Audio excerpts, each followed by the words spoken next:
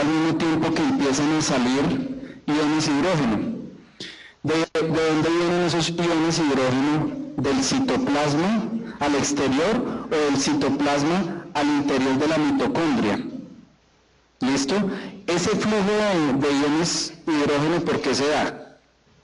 Básicamente porque aquí existen unos cofactores, ¿sí o no? Este cofactor que yo les escribo aquí, el NADH más H, ¿es un cofactor oxidado o reducido? Es un cofactor reducido. Cuando un cofactor está reducido, quiere decir que tiene contenido energético. Y cuando está oxidado, ¿cómo se presenta?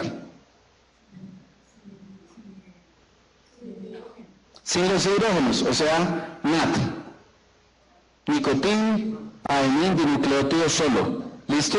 Y cuando está así oxidado, quiere decir que no tiene energía. Entonces es importante porque resulta que cuando se oxida un cofactor, en teoría ya no sirve para nada. Este sistema de la fosforilación oxidativa o la cadena de electrones sirve para que estos señores, resulta que este flujo de iones hidrógeno genera un desbalance, ¿no? Ustedes recuerden que entre membranas siempre tiene que haber un balance, no solo entre iones, sino también entre cargas eléctricas. Entonces, estos señores tienen una carga eléctrica positiva. Si yo me lleno por fuera de esta célula o al interior de la mitocondria de cargas positivas y aquí ya tengo más poquitas, ¿qué pasa? ¿Cómo se equilibra? ¿Cómo se vuelve a equilibrar? ¿Cómo? ¿Se tiene que mover cómo?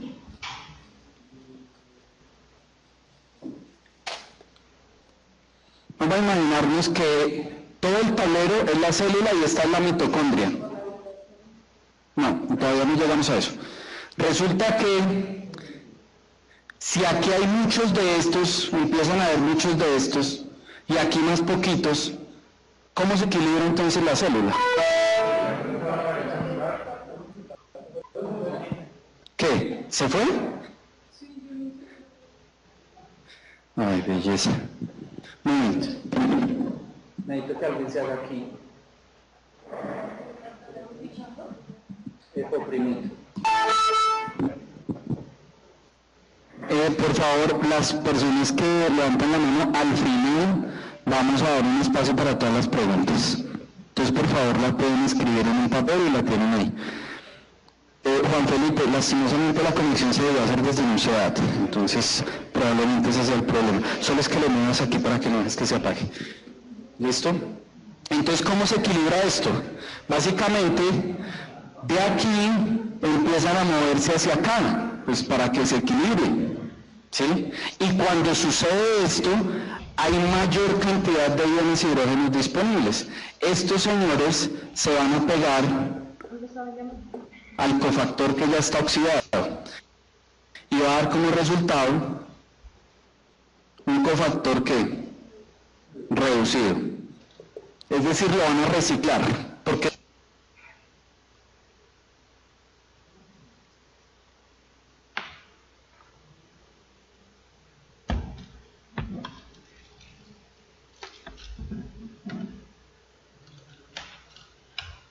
esta es la verdad.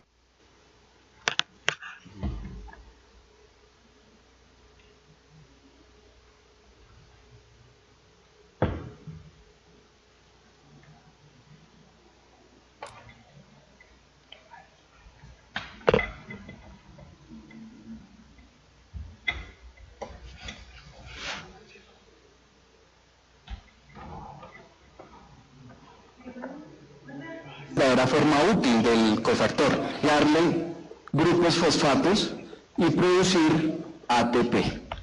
Conclusión, ¿para qué sirve la fosforilación oxidativa? Para producir energía, sí, pero es una forma de reciclar energía produciendo ATP y cofactores reducidos, las dos principales formas de energía en este tipo de reacciones. Listo. Si tienen ustedes también preguntas, por favor, las ponen ahí por sencillas que parezcan, por favor, pregunten. Listo, seguimos. Bueno, ya hablamos de fosforilación, esta también trata de fosforilación. Ahora bien, dentro de todo el proceso que se denomina respiración celular, existen tres mecanismos o tres vías supremamente importantes, ¿sí? Entonces tenemos, bueno, yo borro aquí esto. Entonces tenemos, dentro de lo que se denomina respiración celular, tenemos un ciclo muy importante, la glicólisis. ¿Qué más? No, la glucólisis y glicólisis es lo mismo. Solo cambia una letra, pero quiere decir rompimiento. No, ciclo de Krebs, muy bien. Ciclo de Krebs. Y luego el ciclo de Krebs. La fosforilación oxidativa o cadena. Bueno, aunque a ustedes van a encontrar libros en que todo lo relacionan con la cadena de electrones, pero digamos que esas son las principales partes. Y a grosso modo, ¿qué hacen? La glicólisis, como su nombre lo indica, lisis, rompimiento, glucosa, rompimiento de glucosa. Cuando se rompe una molécula grande, ¿qué se genera? Perdón, un momento.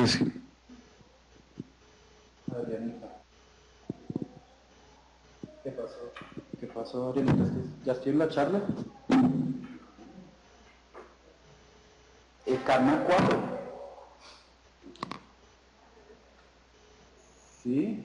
¿Hay alguna petición? No. Ingresa por Internet Explorer, por favor. Dale. Bueno, dale. Perdón. Entonces, aquí se rompe. Si se rompe algo, ¿qué se genera? No energía. ¿Qué se genera? ATP y cofactores reducidos. ¿Sí? El día del examen se tienen que acordar de eso porque la mitad del examen es esa vaina. ATP y cofactores reducidos. Listo. ¿Y eso para qué? Después de la glicólisis se genera una sustancia que se llama el piruvato. Y ese piruvato se convierte en acetil-CoA. Y este señor entra al ciclo de Krebs. ¿Qué hace el ciclo de Krebs? Entonces se lo van a imaginar ustedes de la siguiente manera. En la glicólisis es como coger un ponqué y partirlo con un cuchillo. ¿Listo? Se rompe la glucosa. Pero luego en el ciclo y meterlo en un procesador de alimentos. O sea, lo vamos a volver todavía muy chiquitico. Y cada vez que nosotros rompemos una molécula, ¿qué pasa? ¿Se genera qué? ATP y cofactores reducidos. O sea que aquí se va a generar más energía. ¿Listo? Pero también en estos procesos el gasto energético genera que algunos cofactores se oxiden. ¿Listo? De hecho aquí en la glicólisis hay un gasto también de ATP en la parte inicial. Entonces, para eso se hace la fosforilación oxidativa, en donde se va como a reciclar y a renovar ese tipo de cofactores. Entonces, ¿para qué sirve glicólisis y ciclo de Krebs? Y cofactores reducidos. Listo, con eso es más que suficiente. Recordemos, ¿cuáles son los dos tipos de metabolismo que nosotros estamos viendo? Anabolismo y catabolismo. En el anabolismo, ¿qué se hace? Se forma, se construye, es decir, de lo pequeño a lo grande. ¿Y quiere decir qué? Que ahí se gasta energía. Y el catabolismo es todo lo contrario. El catabolismo es como coger un muro y romperlo. Cada vez que rompemos se genera energía en forma de ATP y cofactores reducidos. Ahora les voy a dar un vuelco total, porque pues obviamente es el examen final. Ahí vamos a ver todo lo que vimos, o lo que decía pues los recursos pedagógicos para los que lo hicieron. ¿Qué es esto? Capacidad de intercambio. ¿Quiénes son agrónomos? Bueno, ¿quiénes van a ser agrónomos? ¿Qué es capacidad de intercambio catiónico?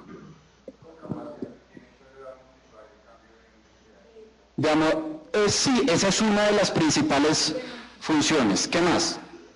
La capacidad que tiene la raíz porcentaje, digamos, de los iones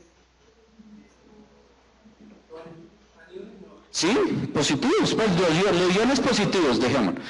Entre más cargas negativas tenga, pues más cargas positivas puede atraer. Es lógico, ¿cierto? Lo negativo atrae lo positivo. Un suelo con más capacidad de intercambio catiónico casi siempre va a resistir cambios muy fuertes en el pH. ¿Sí? ¿Alguien en la agricultura le echa un ácido al suelo? ¿No? Entonces, ¿por qué se vuelven ácidos los suelos?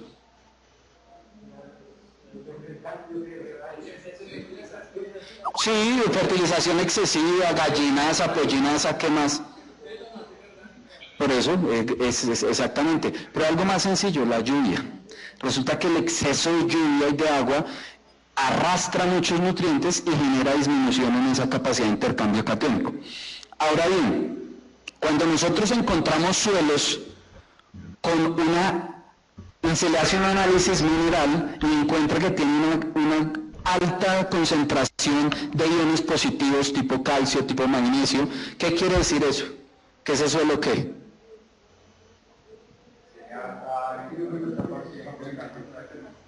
Entonces, vamos a grabar esto. Están las raíces, ¿cierto? Obviamente, muchachos, yo no soy agrónomo y la explicación que les estoy dando no tiene todo el nivel técnico que probablemente otro profesor le dice, no, ese man lo que está diciendo es una borrada. Pero en el sentido estricto del ejercicio profesional, sí quiere decir que este suelo tiene mayor cantidad de cargas negativas. Por tanto, puede atraer mayor cantidad de cargas positivas, o al menos retenerlas. ¿Y es importante retener esas cargas positivas? ¿Por qué? Pues básicamente, coincidencialmente, los minerales que nos interesan para que la planta los absorba y los convierta en macromoléculas, tienen carga positiva. ¿Listo? Ay, un momento. Adrianita, ¿qué pasó?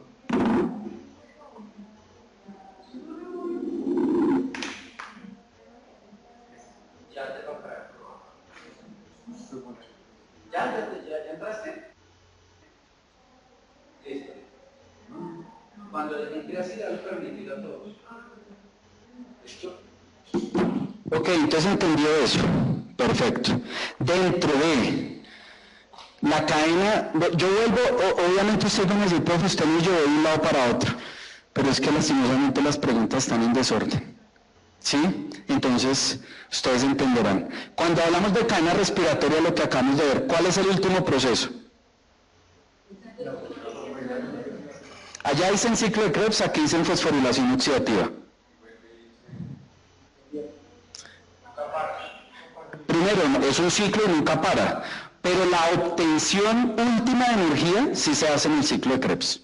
Recordemos que la fosforilación es un reciclaje para obtener nuevamente cofactores reducidos y activar la ATP sintetasa para que se genere ATP, pero dentro de eso que se llama cadena respiratoria, la última parte donde se obtiene la mayor cantidad de energía es el ciclo de Krebs. ¿Listo? Entonces, en ese sentido, tendríamos algo como glicólisis, ciclo de Krebs y nuevamente este retorno lo haría la fosforilación oxidativa. ¿Listo? Perfecto. Seguimos. ¿Qué es una solución buffer?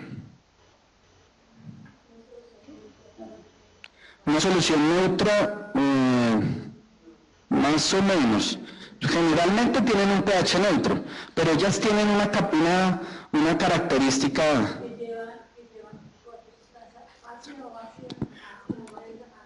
Esa es la capacidad, quiere decir que es toda sustancia que tiene la capacidad para recibir sustancias ácidas y mantener un pH. ¿Me explico?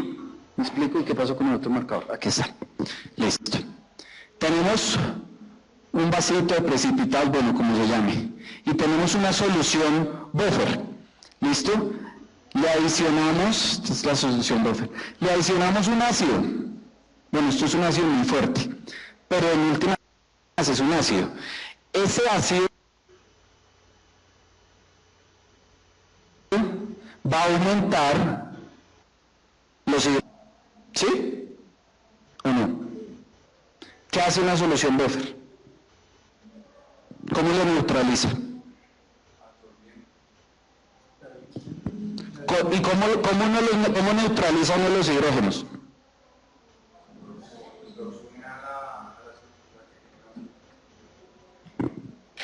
Los une con la pareja, que es el ion hidroxilo, ¿sí?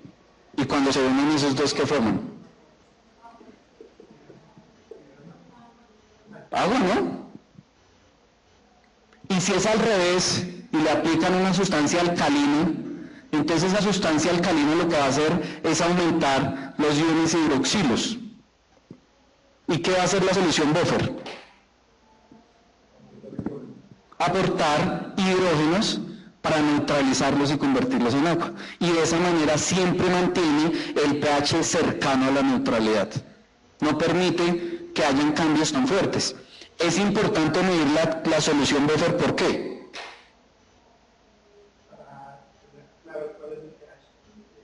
Para ver qué tan resiliente es un sistema.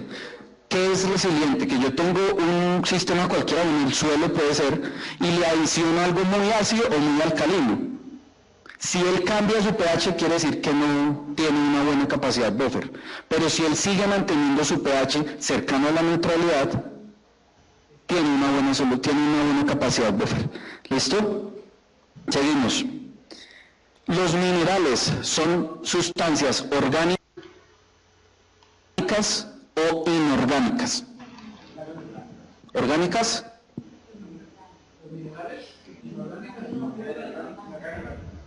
No sé, ustedes son los agrónomos. Depende. Ojo, los minerales cuando están, por ejemplo, en el material parental son inorgánicos. ¿Sí o no? Pero resulta que eso cuando entra a la solución del suelo se vuelven unas sales, se combinan con otras cosas para poder ser disponible para las plantas. Pero resulta que cuando ya entran, hablando del eje suelo-planta-animal, cuando pasan a la planta, ya pasan a ser orgánicos, porque ellos casi nunca están solos, siempre hacen parte de sales. ¿Listo? Ahora bien, ¿cómo se dividen los minerales? ¿Y de qué depende cómo se dividen? Micro y macro. ¿Cuáles son los macro y cuáles son los micro?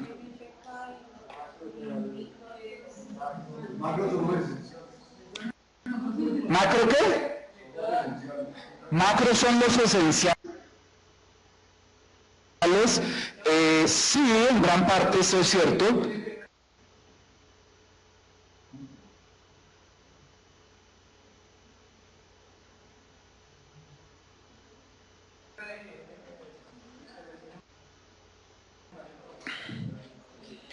Digamos que ahí el nitrógeno va a estar disponible como mineral,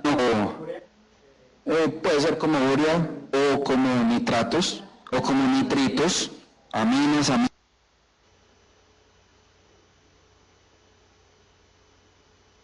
en fin, pero a modo global podríamos decirle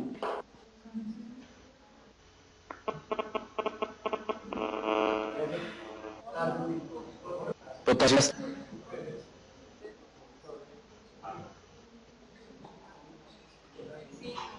No, ojo, para mí es importante que se graben los macro. Voy a meter aquí el nitrógeno, aunque casi nunca lo hago porque el nitrógeno, como les decía, libre no aparece, pero vamos a meter el nitrógeno. Si se aprenden solo los macro, los micro son los demás. Sencillo. ¿Y de qué depende eso? Resulta que si ustedes cogen cualquier muestra vegetal o cualquier muestra animal y la mandan a un laboratorio y le hacen los análisis de minerales, estos de acá son los que aparecen en mayor proporción. ¿Listo? Y todos los demás, entonces hablamos de zinc, ¿qué más? Selenio, manganeso, cobre, yodo, hierro, aluminio. Bueno, el aluminio es un problema en el suelo, pero el molibdeno también puede ser tóxico, ¿sí? Estos tienen unas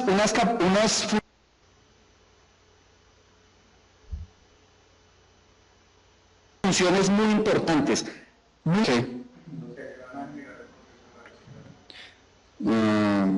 Bueno, no, pero una definición más global. ¿Qué es un cofactor? Son los que ayudan ¿a quién? A las enzimas. Por eso se llaman cofactores o coenzimas. ¿Listo? Muchos de estos, de los microminerales, sirven como cofactores, aunque también hay muchas vitaminas que funcionan como cofactores. ¿Listo? Entonces, ahí tenemos claro. ¿Qué otra cosa? Bueno, aquí tenemos también el cromo, por ejemplo. Muchos de ellos, cuando están en grandes cantidades en el suelo o en las plantas o en los animales, son tóxicos. ¿Por qué? Porque se denominan metales pesados. Eso quiere decir que su metabolismo es supremamente lento y tiende a depositarse en los tejidos. Y en humanos se ha descubierto que muchos de ellos son carcinogénicos. ¿Listo? El boro es menor. Sí, claro, pero es un micromineral. Lo que pasa es que junto al molibdeno también ayuda como cofactor en muchas reacciones. ¿Listo? Seguimos. Bien.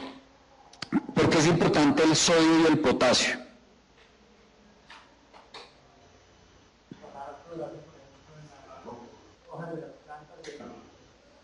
Sí, pero digamos a nivel celular, no tanto a nivel sino a nivel celular, adentro de la célula, ¿para qué sirve? ¿Para qué sirve? ¿Ah?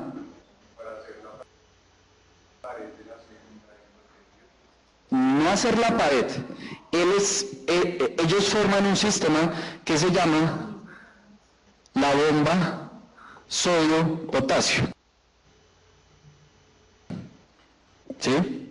Resulta que eso es como cuando uno va a un restaurante, ¿cuál es la única manera de que uno entre? Que otra persona desocupe la mesa y salga. La bomba sodio-potasio es exactamente lo mismo. Si entró sodio, sale potasio. Y como dice la reina, del mismo modo en el sentido contrario. ¿Listo? Esa es la bomba sodio-potasio. Es el control de la presión osmótica entre membranas. ¿Listo? Importante eso. Balance osmótico en las membranas, a través de cualquier membrana. ¿No entra nadie más? Pero tú las vas a permitir. Listo, perfecto. Ciclos biogeoquímicos. ¿Cuáles ciclos vimos? Carbono, azufre, nitrógeno, fósforo. Sobre el azufre, ¿qué vimos?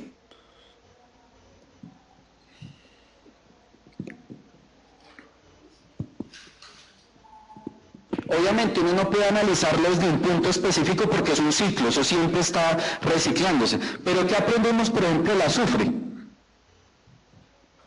Casi todos los ciclos biogeoquímicos tienen las mismas particularidades. Muchos de ellos, de estos minerales, están en la atmósfera, ¿sí? Están presentes en el aire, bueno, excepto el fósforo, ¿sí? Llegan al suelo o llegan al agua, lo toman las raíces, lo apropian las plantas, se lo comen los animales digieren las plantas, expulsan excrementos y esos excrementos se lixivian, se volatilizan, en fin, o se degradan por bacterias y vuelve a empezar el ciclo, sube a la atmósfera o baja a la litosfera o a hidrosfera. ¿Listo? Pero ¿qué aprendimos del azufre? Por ejemplo, existen dos maneras diferentes en las cuales, me disculpan los dibujos, ¿no? Yo no soy muy, como todos ustedes se han dado cuenta, yo no sé dibujar mucho. Tenemos dos situaciones.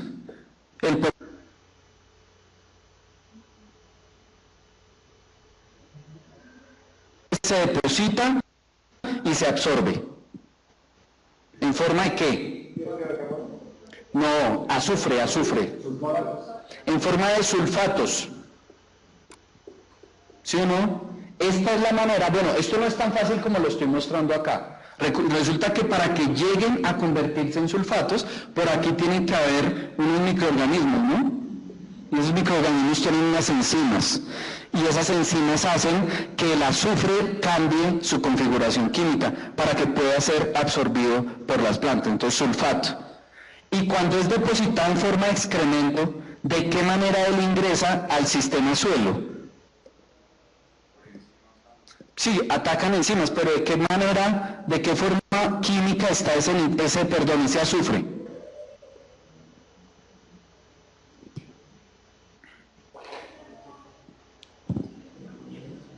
Amoníaco tiene que ver con nitrógeno. Ácido sulfídrico. ¿Listo? Ácido sulfídrico es de la principal manera como se deposita. No quiere decir que todo el azufre venga de esa manera, pero la gran mayoría sí se deposita en el suelo en forma de ácido sulfídrico.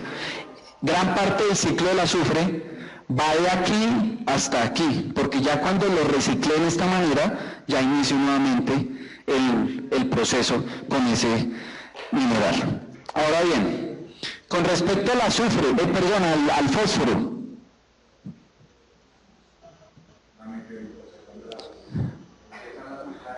empieza, bueno, por eso les decía, el fósforo es el único de esos elementos que vimos que no está en el aire, pues, él está como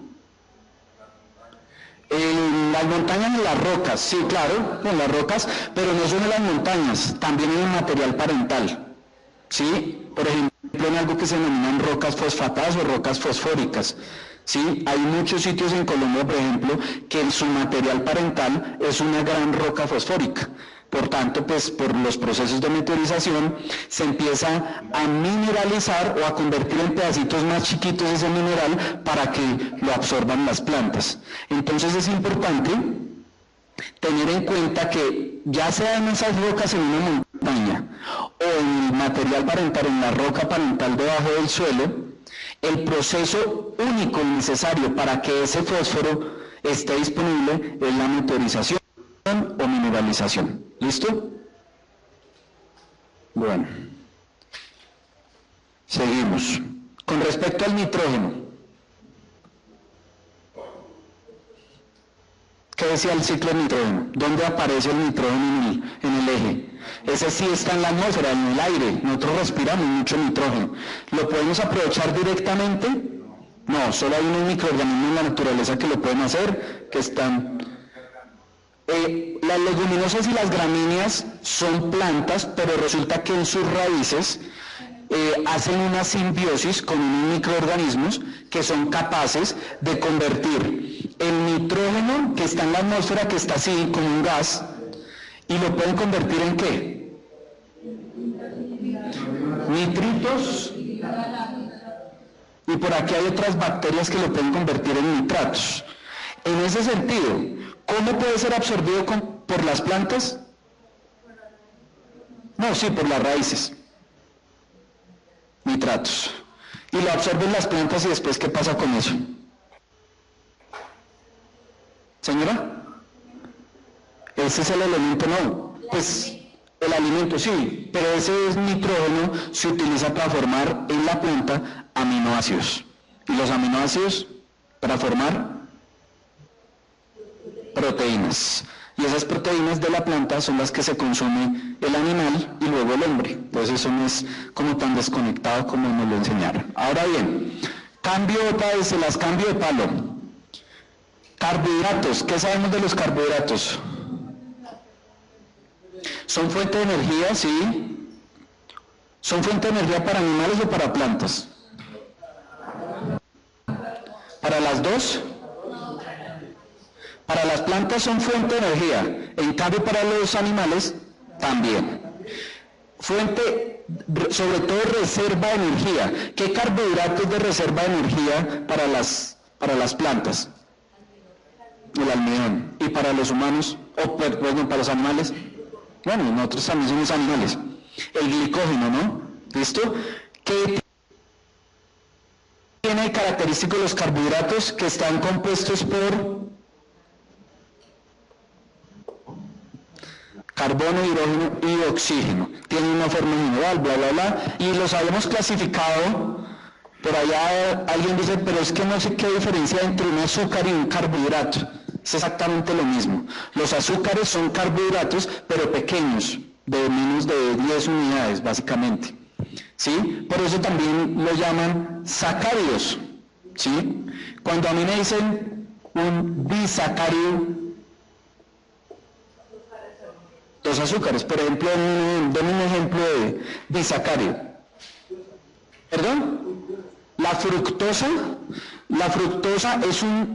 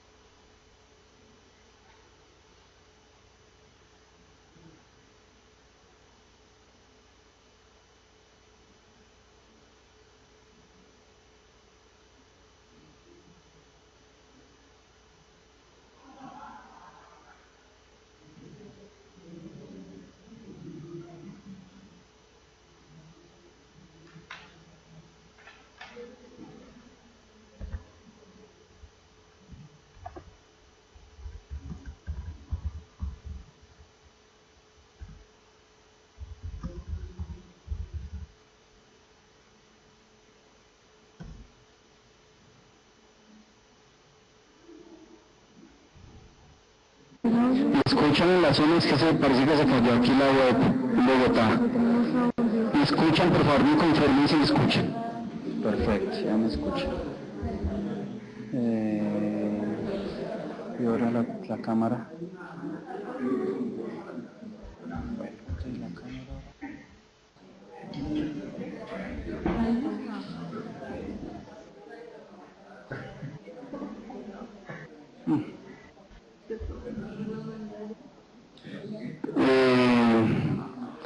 ¿Hackney tiene señal de audio?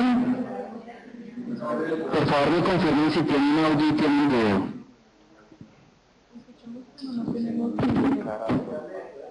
Por favor, me avisas.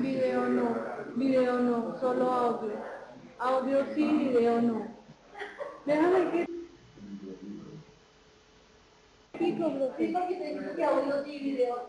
Solo...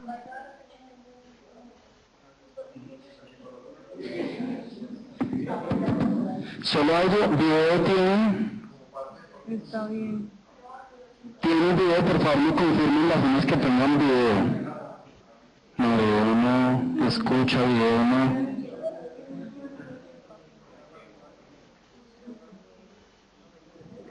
Solo audio no está transmitiendo. No sé, hazme el favor y lo dices porque. ¿Cómo se llama?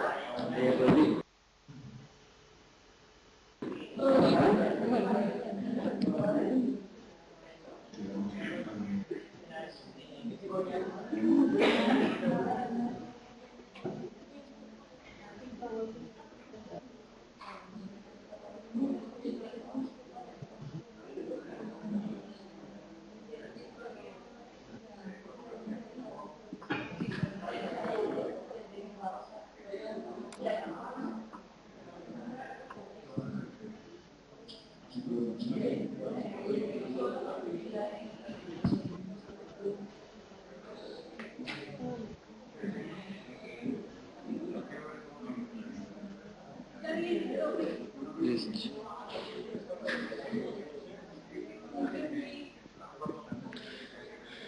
ingeniero dice que no tienen video, audio sí, pero se acaba de caer. Yo no sé si le apagó el computador.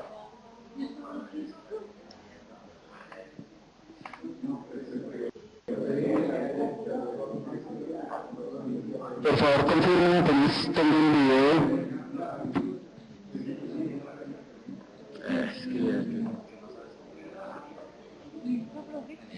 ¿Quieres lograr ahí un poquito la pantalla? Sí. ¿Cómo?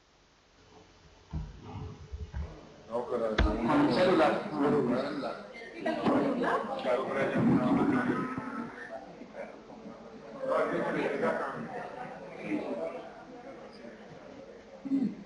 ¿Sí se ve mejor? ¿No? No, si no tiene sentido, no, si no tiene.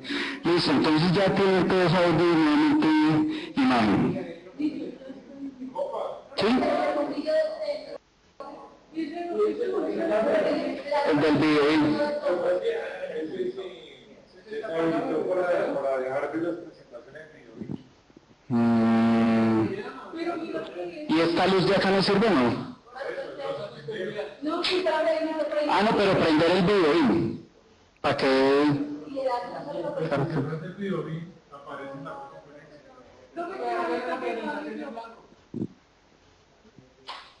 Bueno, no, pues sencillo, si ellos quieren, le pueden bajar un poquito. Queda como más fuerte. No, yo le estoy diciendo acá. Listo. Entonces, bueno, por favor, lo que sí necesito es que tú me digas si de pronto yo por aquí escribiendo y se ve por ahí un punto en el tablerillo. ¿Sí se ve bien? ¿Ahí se ve bien? Ahí.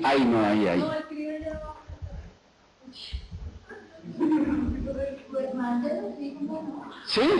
¿Sí se ve bien ahí? Listo, bueno, seguimos. Entonces, la fructosa es un monosacárido. Un disacárido nosotros lo consumimos todos los días, la lactosa. La lactosa está compuesto por glucosa y galactosa, que cada uno es un disacárido. Ahora bien, el monosacárido más importante que hemos visto en todo el curso es la glucosa, de 6 carbonos, ¿sí o no? Cuando uno le pega, por ejemplo, otra glucosa, forma algo que se llama maltosa, ¿sí? 2 azúcares pegados, un disacárido. También existen otros azúcares como los polisacáridos, esos son los que tienen mucho más de 10 unidades de azúcar. El de las plantas, uno muy famoso, el que está en la pared celular, la celulosa, es muchas unidades de glucosa pegadas.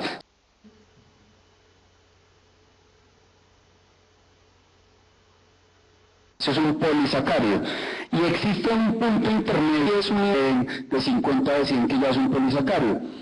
Muchos de esos se llama, o a modo general los consideran un oligosacárido. Es decir, puede tener 2 o más azúcares.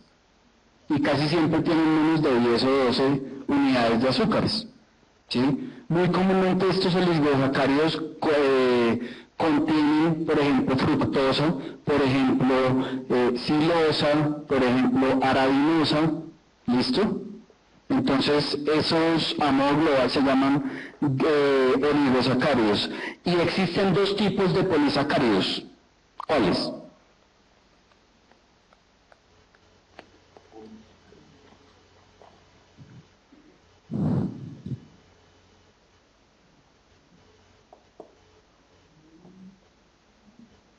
Homopolisacáridos y heteropolisacáridos. Los homopolisacáridos, ¿cuáles son?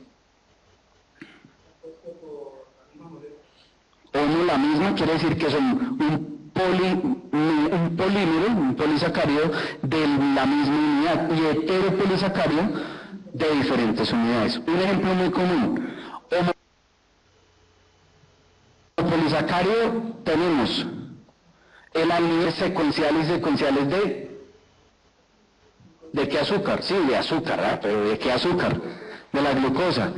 En cambio el glucógeno también. Y en cambio la celulosa también. Todos son ejemplos de homopolisacáridos.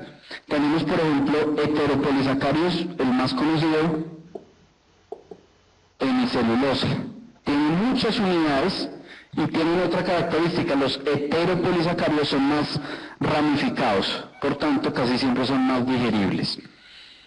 ¿Listo? Entonces, en celulosa, importante que tengan clara la diferencia entre homo y heteropolisacáridos. ¿Dónde encontramos esos carbohidratos en el eje suelo-planta-animal? ¿En el suelo encontramos carbohidratos? No. ¿Qué encontramos en el suelo? Minerales. ¿Y en las plantas encontramos carbohidratos? Sí. ¿Sí o no? ¿Cuáles? Almidones. ¿Qué más? Celulosa. En toda la pared celular de todas las células vegetales hay celulosa. ¿Qué más? La hemicelulosa es un carbohidrato. ¿Qué más? Pectinas. Carbohidratos muy importantes, son carbohidratos. ¿Qué más? Lignina. No, ojo, no, la lignina no es un carbohidrato, no se vayan a confundir porque muy probablemente alguna opción que donde les pregunten carbohidratos va a decir lignina. Eso es una trampa, que la puse yo. ¿Listo? ¿La glucosa no la encontramos en las plantas? Pues sí, ¿no? ¿Y la fructosa? ¿Sí o no? ¿La sacarosa qué es? Es un disacárido también. Es la unión de glucosa y fructosa. ¿Listo? Pero todos ellos tienen como una barrera que los divide, y es el lugar de la planta, de la célula vegetal, donde se encuentran. Asumamos que esto es una célula vegetal, ¿sí? Donde tenemos dos espacios claros, la pared y el citoplasma. En los dos espacios vamos a encontrar carbohidratos. Los que están en la pared se denominan estructurales, porque obviamente sirven para darle la estructura, la forma a la célula. Y los que están adentro en el citoplasma, no estructurales. ¿Cuál es la diferencia entre uno y otro? La estructura de estos es más compleja, o sea, la forma tiene muchas más unidades, son más complicados, en realidad son bien complejos. Mientras que los carbohidratos no estructurales son más pequeños, más digeribles, y son azúcares más sencillos, son carbohidratos más sencillos. Ejemplos de carbohidratos no estructurales. Los chiquitos. ¿Cómo? La fructosa, sí señor. La glucosa, obviamente. La sacarosa, la maltosa, el almidón. Ojo, el almidón, a pesar de que es mucho más grande, el almidón tiene muchas unidades de glucosa, pero también hace parte de los carbohidratos no estructurales que están en el citoplasma. Estos de aquí son más digeribles. ¿Cuáles son los carbohidratos estructurales? Celulosa, hemicelulosa y la pectina. La pectina hace parte tanto de la pared como del citoplasma. ¿Perfecto? ¿Qué recordamos nosotros del metabolismo secundario? De las plantas. Uy, gracias. ¿Qué recordamos del metabolismo secundario de las plantas? Exactamente. Es un mecanismo de defensa. ¿Qué quiere decir eso? Que es un conjunto de procesos metabólicos cuyos productos no son nutrientes para la planta, no sirven para nutrir la planta ni como reserva de energía. La gran mayoría de esos productos sirven como defensa, son toxinas, para evitar que los animales se coman esa planta y que no se vaya a cerrar ahí. Miren. Vimos 3 vías principales. ¿Recuerdan ustedes las 3 vías principales que vimos del metabolismo secundario?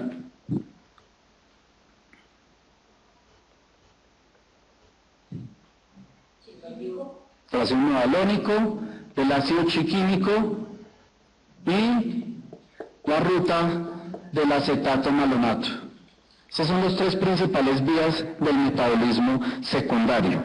¿Qué producen unos y otros? Aquí tenemos isoprenoides, terpenos y esteroides. Las del ácido chiquímico que producen.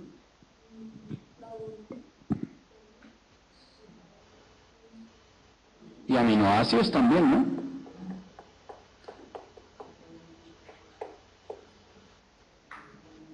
No todo es tóxico, por ejemplo los aminoácidos no son tóxicos, pero flavonoides sí pueden llegar a ser tóxicos, las cumarinas son tóxicas, y en la ruta del acetato malenato, ¿qué se produce? Algunos ácidos grasos, ¿cierto?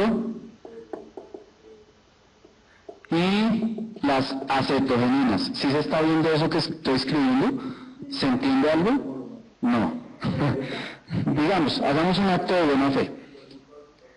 ¿Listo? Ruta del acetato malenato. Es importante que tengan en cuenta, digamos que a modo global, por aquí tenemos también los fenilpropanoides. Son reacciones que se llevan a cabo al mismo tiempo que el metabolismo regular de una planta. Pero estas lo que buscan es acumular en ciertas partes de la planta, generalmente las que más consumen los animales, unas toxinas para que los animales no se las vuelvan a comer. Sencillo, es un método de defensa. Bueno, ya vamos casi a terminar. Plantas C3, C4 y CAM. ¿Qué vimos de eso? ¿Qué se acuerdan de eso?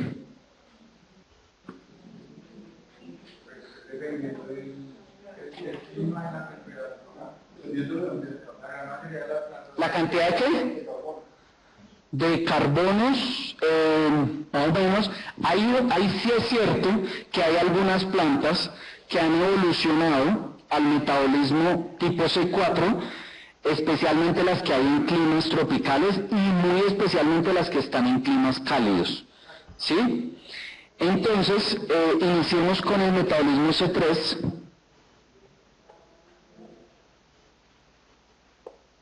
Seguimos con el C4 y con el de las crasuláceas, o el CAM. ¿Qué es metabolismo C3?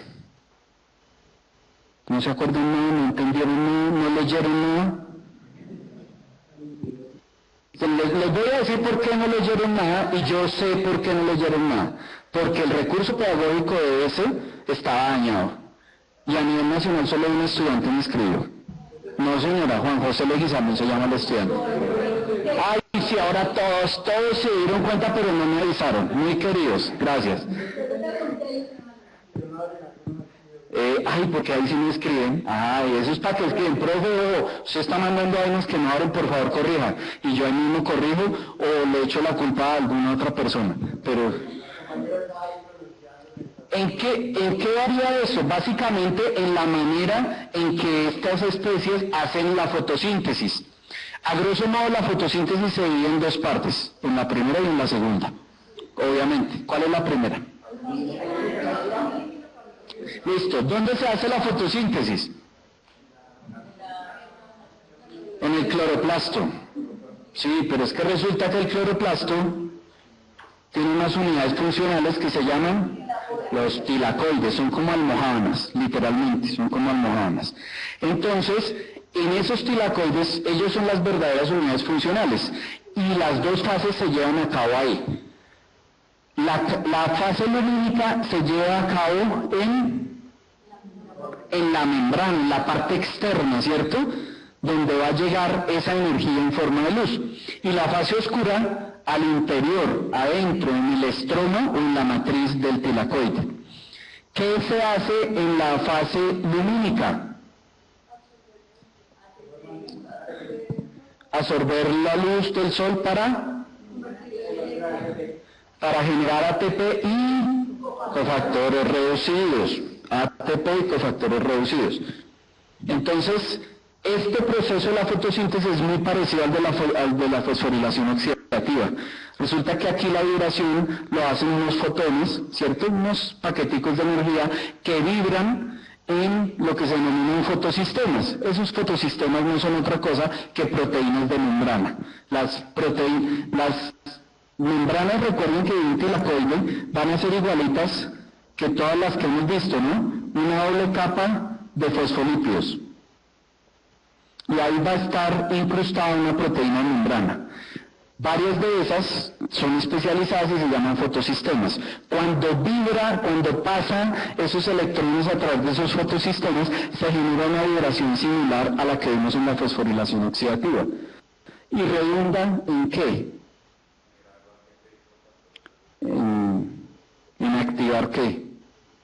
¿Cuál enzima?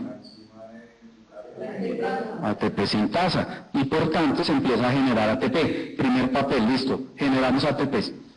Listo, check. ¿Cuál es el siguiente paso? No, ¿y qué más se generan ahí? ¿Qué cofactores? El NADPH más H. Es un cofactor reducido. ¿Listo? Esas dos son las cosas que se producen en la fase lumínica. Ellos van a ser el combustible, ahí es donde nosotros ahorramos. Entonces duramos toda la semana, en vez de pagar la plata para las fotocopias, nos las guardamos. Eso es lo que se hace en la fase lumínica. Y en la fase oscura, ¿qué se hace? Gastar esa plata. Entonces, esa que guardamos de fotocopias nos las gastamos en cerveza. Básicamente, eso es lo que pasa en la fase oscura, también denominada ciclo de Calvin, que se hace al interior del tilacoide, adentro, en la masita, pues adentro. Y en este ciclo de Calvin se hacen dos cosas importantes. ¿Se forma glucosa? No. En el ciclo de Calvin no se forma glucosa. Ojo, estamos apenas en la parte inicial. Ahí se hacen dos cosas importantes. La más importante, ojo, ¿sí se va a ver esto que voy a escribir? Fijar carbono inorgánico. O se hace CO2, ¿sí o no? ¿Y qué se hace con ese CO2? ¿Para qué se fija en la fase oscura?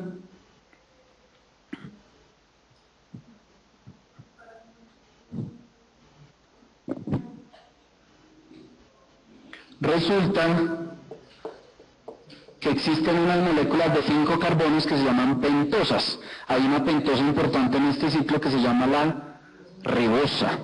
¿Listo? La ribosa, listo, sí. Ella está como ribosa fosfato porque uno de los mecanismos de una célula para evitar que pase de un lado a otro fácilmente una molécula de fósforo. Cuando le pegan un fósforo es como si le cogieran con un grillete y no puede pasar tan fácil de un lado para otro. Entonces por eso casi todos estos ciclos ustedes se van a dar cuenta que aparece no solo la molécula, sino que al final dice fosfato. Está fosforilado y no puede pasar tan fácil. Pero lo importante de este ciclo es que ese CO2, si yo tengo una molécula de 5 y le sumo ese CO2, ¿qué me resulta? ¿Una de 6? No. La naturaleza no es tan facilista como nosotros. Ella forma 2 moléculas de 3 carbonos. ¿Sí? Entonces, ahí en teoría tenemos la cuota inicial para lo que es formar glucosa. ¿Quién hace esta fijación? Una enzima muy importante que se llama ribosa, bifosfatasa, carboxilasa, rubisco. ¿Sí? Esa es la enzima, y de hecho, bueno, la proteína, la enzima más diseminada y la que está en mayor contenido en toda la naturaleza porque está en todas las plantas. La rubisco es capaz de fijar ese CO2 a esa molécula pentosa y formar 2 moléculas de triosas, pues, o 2 moléculas de 3 carbonos. ¿A dónde radica el asunto de la diferencia entre el metabolismo C3 y C4? Unas plantas utilizan esta vía de la rubisco y las otras también. Pero lo que pasa es que las moléculas, las plantas que tienen metabolismo C4 hacen un paso adicional, ¿sí? Ellas este no es el principal paso para producir esto y para fijar el CO2. Ellas lo fijan, ¿cierto?, de una manera diferencial. Luego yo borro esto porque si no...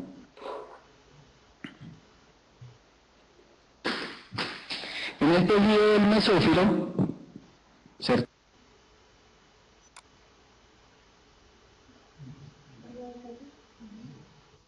que se llama la fosfonol piruvato carboxilasa. Ustedes la van a encontrar como PEP, sin la C, pero es fosfonol piruvato carboxilasa. Entonces, esta va a generar una reacción para que aquí pueda pasar una molécula que transporta carbono. Vámonos con esto. Bueno, gracias. Entonces, esta es la gran diferencia. Esto que les estoy mostrando acá es la manera como las plantas de metabolismo C4 fijan la gran mayoría de carbono. Resulta que este proceso es mucho más eficiente. Por eso esas plantas C4 son mucho más eficientes para hacer fotosíntesis y se han desarrollado de mejor manera en climas con una mayor disponibilidad de luz solar, en los trópicos. Recuerden ustedes que en los trópicos nosotros tenemos 12 horas de luz y 12 horas de oscuridad todo el año. Eso es una gran ventaja comparado con otros países en donde en invierno solo tienen 8 o 9 horas de luz. ¿Listo? Entonces, esa es una gran diferencia. Entonces, radica en que la gran mayoría de fijación de CO2 se hace por la vía de la enzima fosfonol piruvato carboxilasa. Mientras que la C3 sí lo hacen en su gran mayoría por la enzima Rubisco. ¿Por qué les decía que la C4 también utiliza un Rubisco? Porque cuando lo pasan al espacio intermedio de una haz vascular, aquí también existe la enzima Rubisco y ella también va a permitir hacer el ciclo de Calvin, pero en su gran mayoría utilizan esta vía metabólica. Esa es la gran diferencia. ¿Y qué pasa con las CAM o las crasuláceas? Ellas pueden hacer también las dos vías, pero tienen una gran ventaja, ¿sí? Que los estomas de ellas se abren mucho más en las horas de la noche. Entonces ellas pueden desarrollar durante más horas, pues, la utilización o la fijación de carbono que normalmente las otras dos plantas no pueden hacer. ¿Listo? Casi siempre estas son de climas desérticos, ¿cierto? De temperaturas muy extremas, mucho calor por el día y mucho frío en la noche. Si tienen preguntas...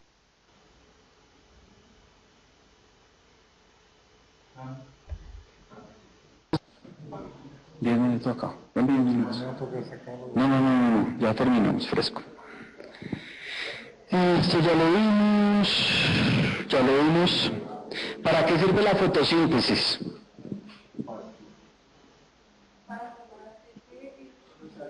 Pero eso es la fase lumínica.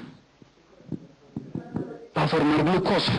Sí, lo que pasa es que en los pasos que vimos, en el ciclo de Calvin solo se llega a la generación de gliceraldehído 3-fosfato. ¿Sí? Pero después entra una vía metabólica donde llega a producir glucosa, gastando energía obviamente. Entonces el fin de esa fotosíntesis es formar, bueno, ya todo esto se los di, ven, esto ya lo vimos.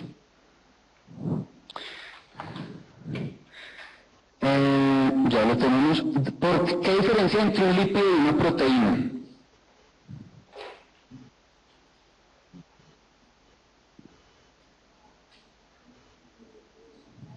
Señora, diga bien que ahí se puede equivocar. Los lípidos son grasas, en cambio las proteínas, no. Sí, eso es una diferencia. Los lípidos no son solubles en agua, las proteínas sí.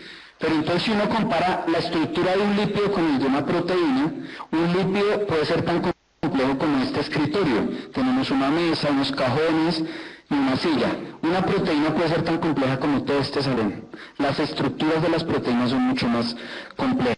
Recuerden ustedes que la proteína tiene 4 tipos de estructura. Primaria, ¿cómo es? Uniones de aminoácidos, ¿no? Aminoácido, unido. Esa es la primaria. ¿Y la secundaria? Sí, se empiezan a cruzar, forman unas hélices y digamos que eso cambia no solo la estructura, sino la función de una proteína. Y la terciaria forma un nudo, es decir, se pliega en su mismo eje y forma unas uniones por puentes disulfuro, puentes de hidrógeno, atracciones electrostáticas, y eso hace que sea mucho más estable. Y el último tipo de estructura, ¿cuál es? La cuaternaria, que es cuando unimos varias estructuras terciarias. ¿Cuál es la estructura básica, por ejemplo, de un lípido?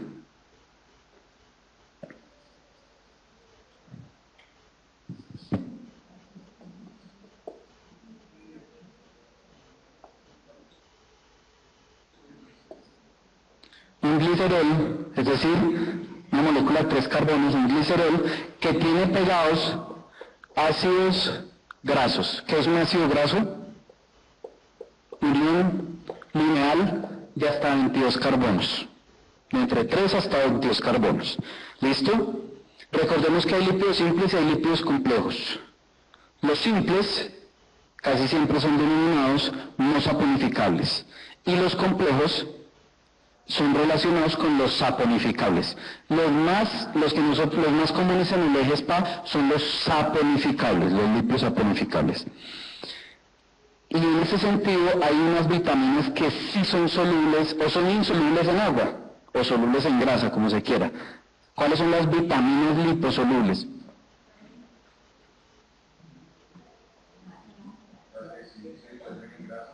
Sí, pues sí, obviamente, pero ¿cuáles?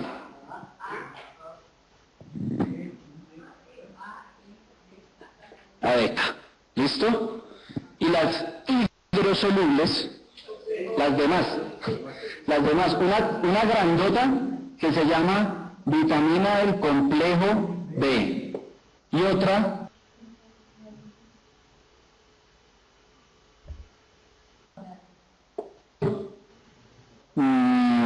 listo, tenemos glicólisis, tenemos claro, ciclo de Krebs tenemos claro, ¿cierto?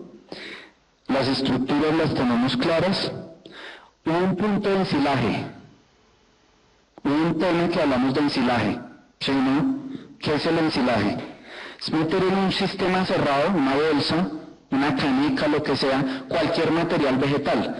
¿Por qué es necesario que se saque el oxígeno, que no entre oxígeno? Sí, obviamente, y eso depende de que si no hay oxígeno, no crecen unas bacterias que son putrefactoras, hongos, clostridium, en fin, y solo quedan las bacterias acidolácticas. ¿Y qué producen las bacterias acidolácticas? Ácido láctico, ¿listo? ¿Y de qué depende que produzcan ácido láctico? La ausencia de oxígeno, uno, y otros dos elementos.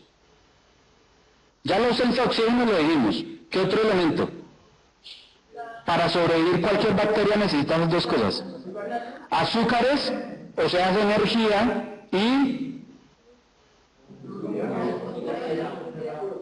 no afecta tanto.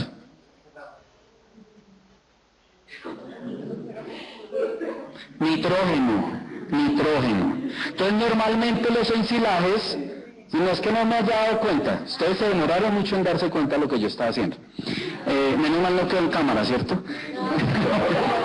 Entonces, básicamente se necesita ausencia de oxígeno, nitrógeno para que ellas formen sus aminoácidos y energía que nosotros se lo damos en forma de azúcares. Por eso es que en un ensilaje se utiliza melaza como un enriquecedor nutricional para esas bacterias, y por eso se utiliza urea, para darle nitrógeno y que las bacterias se multipliquen. Si se multiplican bacterias acidolácticas, producen ácido láctico. Si se genera ácido láctico, pues se reduce el pH.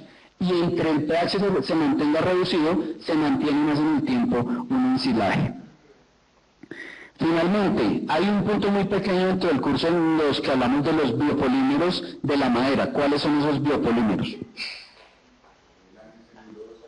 Hemicelulosa bien, celulosa, y ahí sí lignina. La lignina es un polímero, lo que pasa es que no es un carbohidrato, es un polímero que está compuesto de miles de unidades de fenoles, y eso hace unas uniones que lo hacen indigerible a cualquier animal, excepto a las termitas y excepto, a otros extractos, a algunos hongos incluso.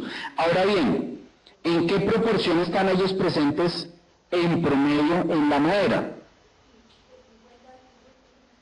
50% celulosa, 25% hemicelulosa y 25%. Ellas son importantes porque con ellos, al ser los dos carbohidratos, se aprovechan, incluso también hay otro carbohidrato que se aprovecha, que son las pectinas, se aprovechan en procesos de fermentación para obtener ácidos, algunos alcoholes, ¿cierto? Y obviamente los derivados de la madera. Finalmente, último punto, actividad enzimática. ¿Qué enzimas vimos en los recursos pedagógicos? Incluso en el laboratorio, incluso en el tema del taller de la finca. Ureasa, ¿qué más? Catalasa, ¿qué más?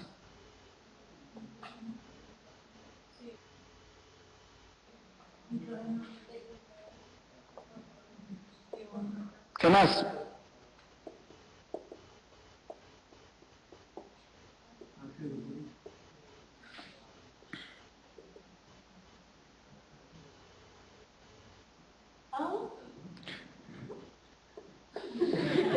Beta-glucosidasa, ¿no? ¿Listo? Ahora bien, ¿qué hace la ureasa? Ureasa, ¿qué quiere decir el término asa? Que rompe. ¿Que rompe qué? La urea. ¿Y qué la convierte? Sí, el nitrógeno, pero en forma de amonio y dióxido de carbono. ¿Qué hace la catalasa?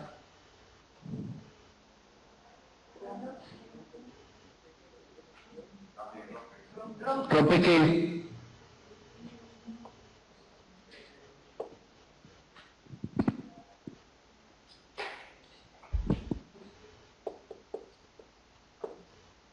Los peróxidos, ¿no?